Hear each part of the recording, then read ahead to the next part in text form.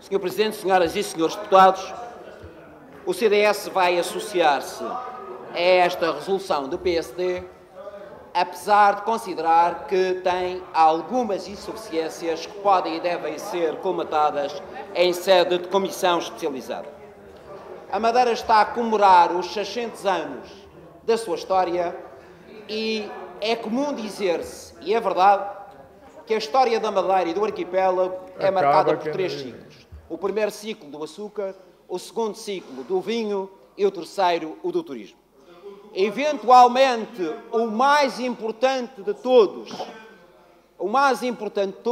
porque teve a ver com o povoamento do nosso arquipélago, foi realmente o do açúcar.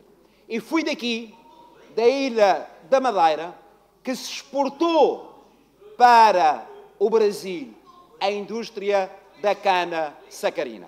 Felizmente que nos últimos anos tem sido revitalizada tanto a plantação de cana-de-açúcar como a própria indústria da cana e os seus derivados. Porque hoje o mais importante para a Madeira não é a produção de açúcar, porque aí não somos competitivos nem produzimos, são os produtos derivados, designadamente o aguardente e os rums, aliás, de altíssima qualidade e que têm vindo a ganhar prémios a nível internacional.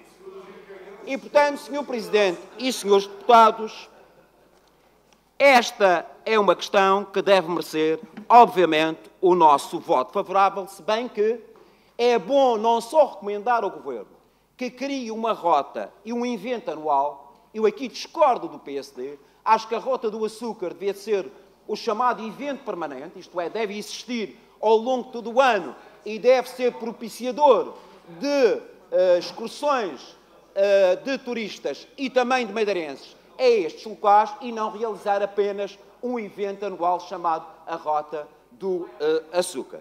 E também o PSD diz aqui uma coisa que não é totalmente verdadeira.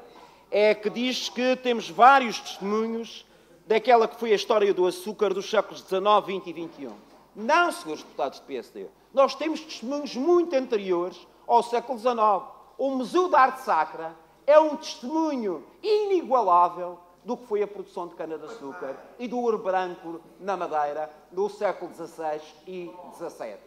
Foi com o ouro branco, foi com o dinheiro do açúcar que se comprou obras de arte à Flandres e que hoje nós temos um dos melhores museus de arte sacra da Europa.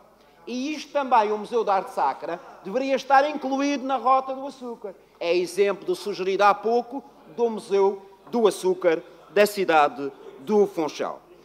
E, nesta matéria, para além de recomendar ao Governo esta Rota do Açúcar, era bom que também se recomendasse ao Governo que tome conta daquele património que está degradado, mas que ainda se pode salvar. Estou-me a lembrar do engenho que fica localizado no concelho onde reside a senhora deputada Josefina Carreira.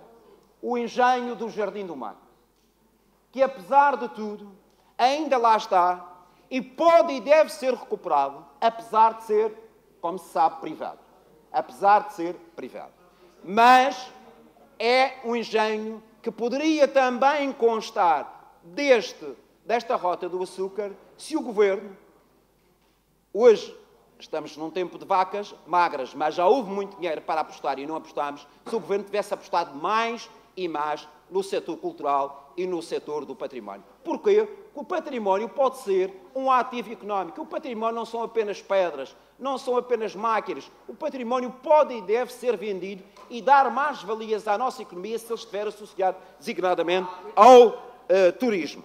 E também, reafirmo aqui em nome do CDS-PP, aquele que foi o maior atentado ao património da Madeira nestes 40 anos, que foi deixar o Winton vir abaixo. Era o melhor exemplo da arqueologia industrial da Europa em matéria de engenhos de cana-de-açúcar. E, infelizmente, os governos regionais do PSD deixaram que aquele complexo industrial, aquele exemplo da revolução industrial, viesse abaixo.